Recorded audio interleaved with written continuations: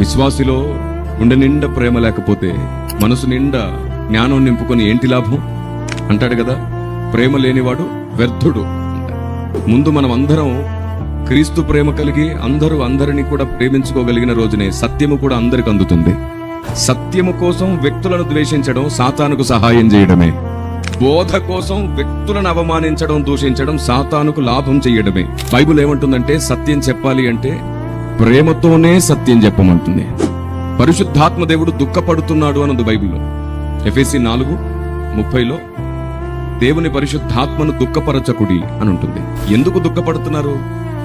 31వ వచనాన్ని మీరు చూస్తే అందులో క్రోధము, కోపము, అల్లరి, దూషణ అనే పదాలున్నాయి. బోధ కోసం ఒకరిని దూషించడం లేదా సత్యం కోసం ఒకరిని అవమానించడం దేవుడు ఎప్పుడు ఇష్టపడడు. గుండె నిండా ప్రేమ కలిగి ఉన్నప్పుడు పడిపోయేవాన్ని కూడా లేపాలని అనిపిస్తుంది మనకి, ఆరిపోయేవాన్ని వెలిగించాలనిపిస్తుంది మనకి. అప్పుడు పరిశుద్ధాత్మ దేవుడు ఆనందపడతాడు. సువార్త చెప్పి ప్రాణాలిచ్చి కొందరిని రక్షించుకున్నాం, లోపలికి పిలిచాం లోకం నుండి.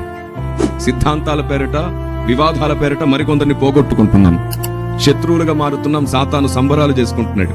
నా దేవునికి అది ఇష్టం లేదు. ముందు అందరం ఒక కుటుంబమే అనే స్పృహ కలిగి అందరి కొరకు బాధ్యత కలిగిన వారమైతే, ఆ తర్వాత పరిశుద్ధాత్మ దేవుడు మనందరిలో సర్వసత్యాన్ని స్థాపించి అందరికీ నేర్పించే ప్రేమ మనలో ఉన్నప్పుడు ఆయనే గెలుస్తాడు, సాతాను ఓడిపోతాడు. ఆమేన్.